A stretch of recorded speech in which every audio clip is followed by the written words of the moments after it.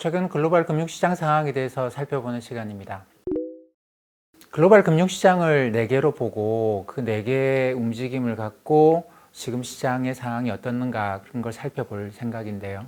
주식시장, 채권시장, 그리고 외환시장, 그리고 이제 커머더티 시장 4개가 있죠. 이 4개의 시장이 이야기하는 어떤 맥락이 있을 겁니다. 물론 이게 각자가 서로 다르게 움직이는 경우도 간혹 있는데 서로 자기 나름대로 논리대로 서로 상충되면서 자기 나름대로 논리대로 시장이 움직이는 경우도 있습니다만 그게 오랫동안 지속되지는 않아요.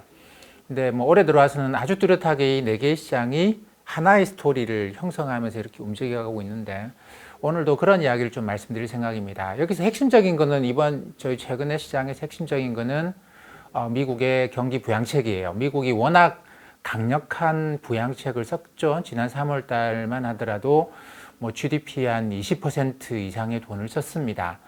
근데 우리나라로 따지면 우리나라 GDP가 1년에 2천조 원이 조금 넘거든요. 그렇기 때문에 20%면 400조 원이나 쓴다는 건데 우리 전 국민 재난지원금 이런 거 나가면서도 5조, 7조 원 이렇게 이야기를 하는데 400조 원의 돈을 지난 3월 달에 썼고 그게 다 동이 나서 더 쓰자 이러는데 이번에도 GDP 한 10% 정도의 돈을 이야기를 해요.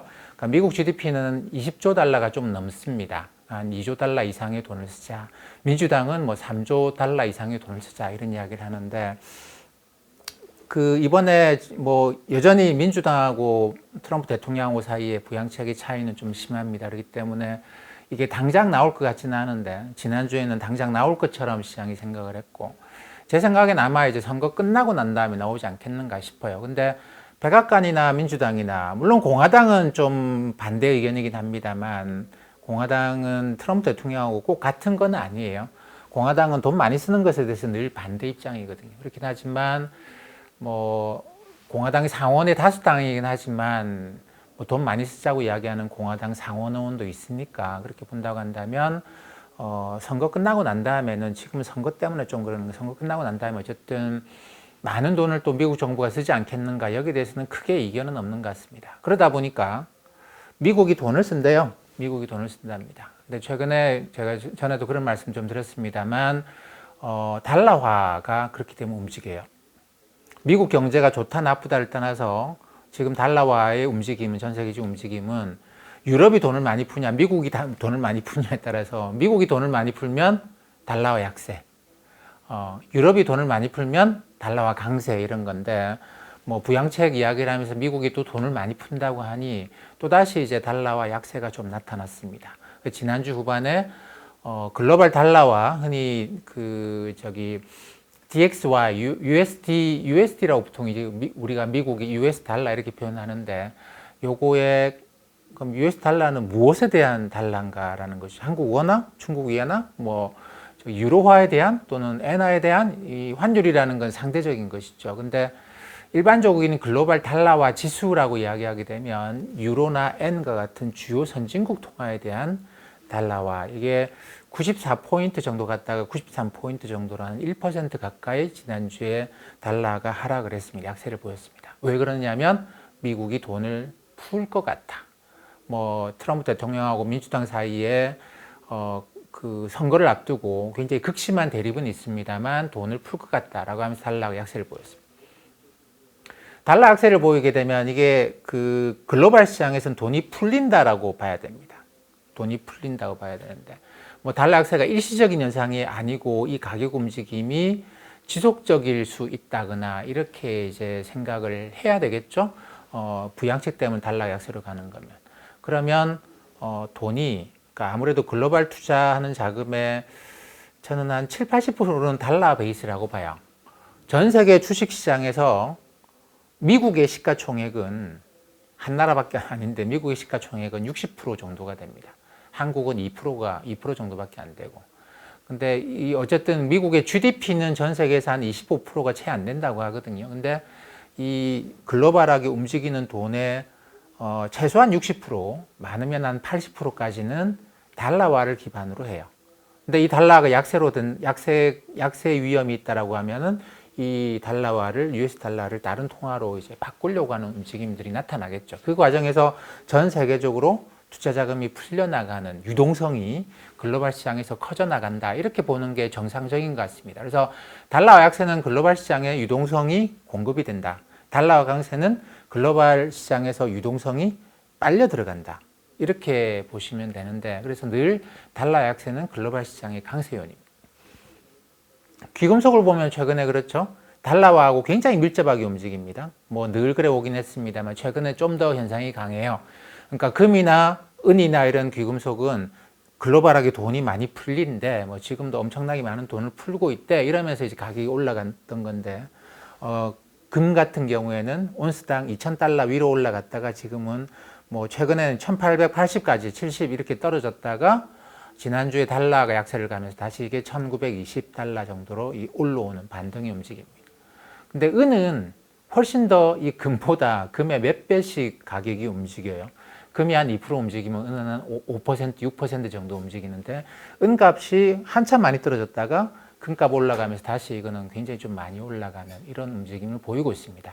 그러니까 미국의 부양책이 달러를 약세로 만들고 달러 약세가 기금속 가격을 상승시키고 이런 거죠.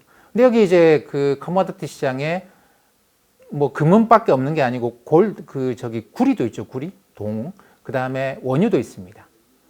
원유도 같이 움직여야 되는 거 아닌가? 근데 원유는 달러화 때문에 움직이는 경우도 꽤 많은데 원유는 그것보다 훨씬 더 많이 움직이는 게 공급 측면입니다. 구리도 마찬가지예요. 공급에 의해서 많이 영향을 받습니다. 왜냐하면 금이나 은은 공급량이 극히 제한적이거든요. 이게 이런저런 이유로 해서 그 공급량이 왔다 갔다 하진 않는데 원유는 어떻습니까? 오페크가 어떤 결정을 하느냐에 따라서 공급량이 상당히 많이 왔다 갔다 할 수 있거든요. 그렇기 때문에 지금은 공급량을 더 이상 줄이지 못하고 있기 때문에 이게 글로벌하게 경기가 좋아지면서 원유를 좀 많이 사줘야 될 것 같은데, 근데 이것도 있고 또 이제 대체 에너지가 워낙 계속 증가하고 있기 때문에 이 원유 공급을 획기적으로 줄여줘야 되는데 그렇지 못하다 보니까 달러 약세에도 불구하고 금값은 원유값은 크게 바뀌지 못하고 있는 상황입니다. 구리는 뭐 최근에 뭐 브라질의 구리 광산에서 뭐 임금 노동자들 뭐 파업 뭐 임금 협상이 잘 안 되고 있다 이런 것 때문에 아이고 저러면 공급량이 제한되겠네, 공급량이 줄어들겠네라는 이유 때문에 또 가격이 올라가고, 그게 잘 될 것 같으면 또 가격이 떨어졌다가 잘 안 될 것 같으면 또 가격이 올라가고, 이래서 구리하고 원유는 달러화뿐만 아니라 이 공급 요인에 의해서 많이 영향을 받습니다. 물론 수요 요인에서도 영향을 많이 받겠죠. 근데 이제 그 글로벌 유동성에 의해서는 금과 은은 이게 뭐 수요와 공급이 좀 일정하다 보니까 유동성에 의해서만 주로 영향을 받게 되겠죠. 자, 그리고 또 유동성에 의해서 어떤 게 영향을 받게 되겠습니까? 주식 영향을 받게 되겠죠. 주식은 제가 지난번에 두 가지 큰 요인으로 유동성과 펀더멘탈 이야기를 말씀드렸습니다. 펀더멘탈이라는 건 당연히 기업 실적 이런 것이 되겠죠. 기업이 이익이 늘어난다, 뭐 줄어든다 이런 것들인데, 미국의 기업들은 한 분기가 끝나고 나면 지금 9월까지 해서 3분기가 끝났죠. 그죠? 그리고 나면 지금부터 9월 9일 뭐 10월 9일 10일 정도부터 제일 먼저 뭐 알코아이런, 알루미늄 회사인데 알코아이런 애들이 먼저 실적을 발표하고, 그다음에 이번 주에는 미국의 금융기관들이 은행 이런 애들이 실적을 쭉 발표를 합니다. 그래서 분기 끝나고 나면 그 다음 달에 10일 정도부터 실적 시즌에 들어간다고 봐야 되고, 이게 15일 전후에서 주로 이제 은행들의 실적이 나오고, 그 다음에 20일 넘어가면은 이제 IT 기업들, 우리가 알고 있는 큰 기업들 실적이 쭉 나오고, 그래서 10월 말까지 이 10월 중순부터 해서 말까지는 실적 시즌이 되겠죠. 물론 매 분기마다 그렇습니다.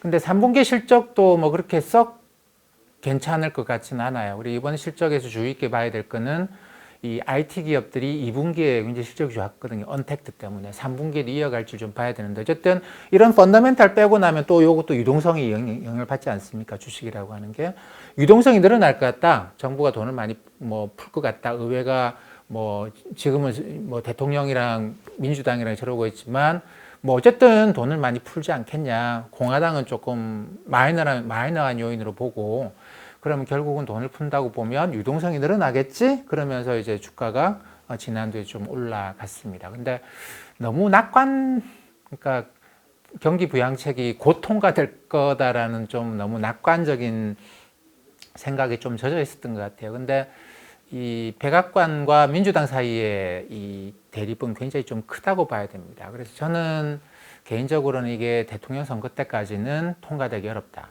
왜냐하면 선거라는 걸 앞두면 무조건 합의하는 것보다 자기의 선명성을 내세우는 게 중요하거든요.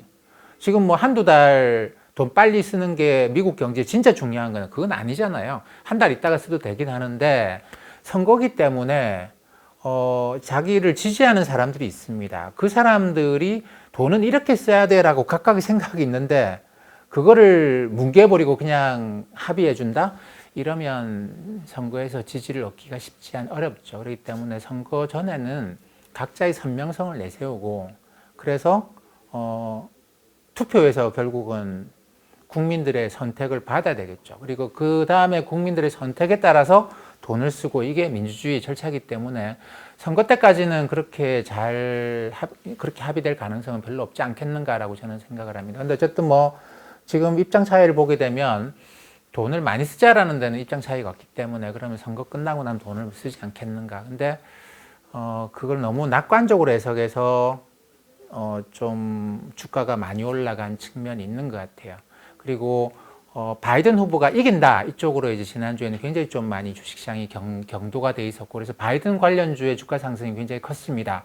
바이든 관련주라고 하면 일반적으로 뭐 재생에너지, 뭐 새로운 에너지, 전통 에너지 말고 새로운 에너지. 근데 트럼프 관련주라면 전통 에너지 쪽이 되겠죠. 그 다음에 트럼프 관련주라고 하면 이제 뭐 그 항공기나 이런 그 흔히 말하는 그 국방 관련된 그런 종목들도 마찬가지로 공화당 관련주, 뭐 트럼프 관련주 이렇게 부르기도 하는데 어쨌든 뭐 바이든 관련주들이 굉장히 많이 올라가면 선거 끝난 거다?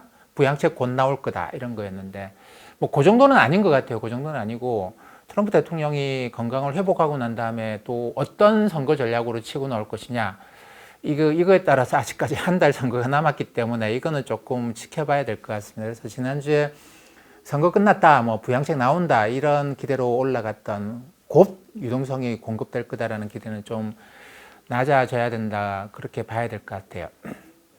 채권 시장 유동성이 풀리니까 야 신난다 이것보다도 채권 시장은 걱정이 태산입니다. 이 어마어마한 또 국채를 찍어내겠구나. 그 채권 다 누가 사지? 사람들이 이 낮은 금리에서 돈은 많이 풀고 국채도 많이 나오는 거잖아요.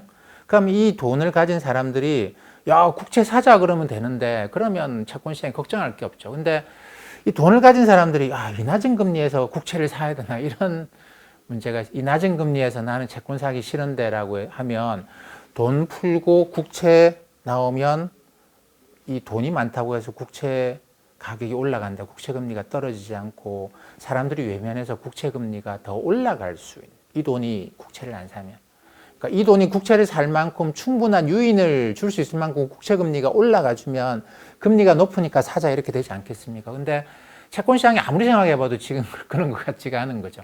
금리는 너무 낮다. 그래서 최근에 미국 국채 금리가 10년짜리 기준으로 보게 되면 0.5%에서 지금은 0.8 근처까지 올라가 있는데 이거 자체가 부양책 나온다. 그 부양책의 이면에 그만큼의 채권이 많이 찍혀 나오겠다라는 공급 충격 이런 것 때문에 그렇다고 봐야 됩니다. 우리나라에서도 국채 금리가 좀 올라갔어요. 뭐 10년짜리 국채 금리도 1.3, 4 하다가 1.5 정도까지 올라가고 뭐 이런 움직임인데 이게 글로벌 시장에서 비슷하게 우리나라도 미국만 돈 풀겠습니까? 전 세계가 돈을 풀고 정부 재정이 악화가 되고 국채 발행량이 증가하고 이거는 피할 수가 없습니다. 그래서 앞으로 이게 올해만 끝나는 것 같지는 않고요. 내년에도 아마 계속 경기 부양을 위해서 올해는 그냥 어쨌든 유지하려고 돈을 푼 건데 내년쯤 가서 또 경기가 그렇게 개선되지 못하면 이제 경기를 개선시키기 위해서 또 돈을 풀어야 되거든요. 이렇게 본다고 한다면 올해만이 아니고 내년에도 계속 돈을 푼다. 이거는 주식시장은 야 신난다 이렇게 되겠지만 채권시장은 이 금리에서 사람들이 그 돈 가지고 주식 사지 채권 안 살 것 같은데 채권 가격은 더 떨어지는 거 아닐까? 채권 금리 더 올라가야지 사람들이 주식 안 사고 채권 사지 않겠는가? 이런 생각 때문에 채권 시장에서 금리는 계속 올라가는 움직임이지 않겠는가? 물론 짧은 만기는 뭐 6개월, 1년, 2년 이런 거는 중앙은행이 돈을 풀어서 그거는 금리 못 올라가 막을 수 있어요. 근데 5년, 10년 이런 거는 중앙은행이 돈을 풀어서 이 채권 사고 이런 거는 뭐 옛날에 버냉키 때 좀 하긴 했습니다만 지금은 그 정도까지는 안 하려고 하거든요. 파월 의장은 이렇게 장기 채권 시장에 들어가서 중앙은행이 가격을, 금리를 움직이는 거는 좀 부적절하다고 생각을 합니다. 그렇기 때문에 채권 시장 입장에서는 이 유동성의 이면에서 혼자서 눈물을 흘리고 있는 그런 시장이다라고 봐야 될 것 같아요. 전체적으로 보게 되면 이런 식의 움직임입니다. 미국의 부양책에서 시작을 해서 달러 약세로 갔죠. 외환시장에서는. 이게 커머디티 시장에서는 금과 은 가격의 상승으로 가고 주식시장에서는 유동성 좋다라고 해서 주가의 상승으로 가고 채권시장에서는 유동성 증가의 이면, 뒷모습, 그러니까 채권 공급 증가하는데 지금 사람들이 늘어난 유동성으로 이 채권, 이 낮은 금리의 채권은 안 살 것 같은데 라는 것 때문에 금리가 올라가고 이런 지금은 그림이 그려진다고 봐야 될 것 같습니다. 여기서 또 한 가지 이제 우리가 또 주목해야 될 게 한국의 원화 환율이 달러에 대해서 1140원대로 떨어졌어요. 굉장히 큰 폭으로 하락을 했죠.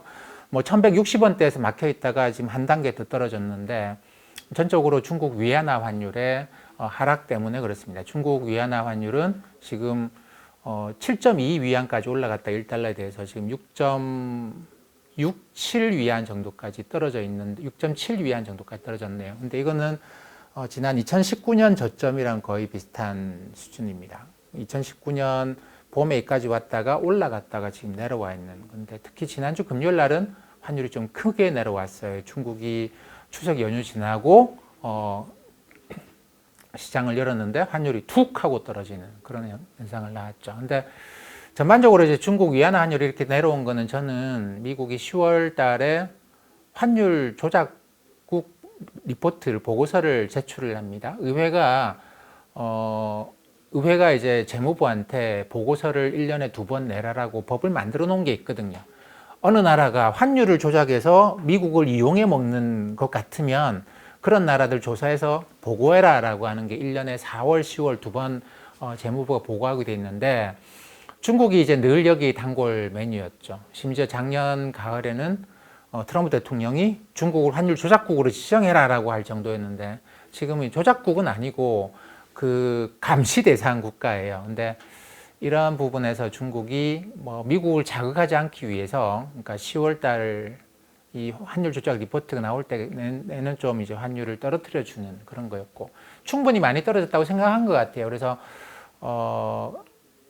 선물한 거래를 좀 자유롭게 해서 환율 하락을 막겠다라고 하는 걸 이제 월요일 아침에 내놨는데 이게 중국 위안화 환율이 더 떨어지는 걸 좀 막아주는 요인이 아니겠는가. 물론 뭐 완전히 막은 거라고 볼 수는 없습니다만 다음번에 제가 한번 환율의 선물 환율 그리고 중국이 이번에 한 것 이런 게 어떻게 영향을 미치는가에 대해서 조금 더 구체적으로 그 프로세스를 갖고 말씀을 드릴 생각인데 어쨌든 그런 조치를 취하면서 중국 위안화 환율이 더 많이 급하게 떨어지는 걸 일단 막아놓는 속도 조절에 들어가는 거 아니겠는가 봐야 될 것 같습니다. 우리나라 원화 환율도 이제 그렇게 보면 1140원대에서 하락의 속도 조절에 좀 들어가지 않겠는가라고 생각을 합니다.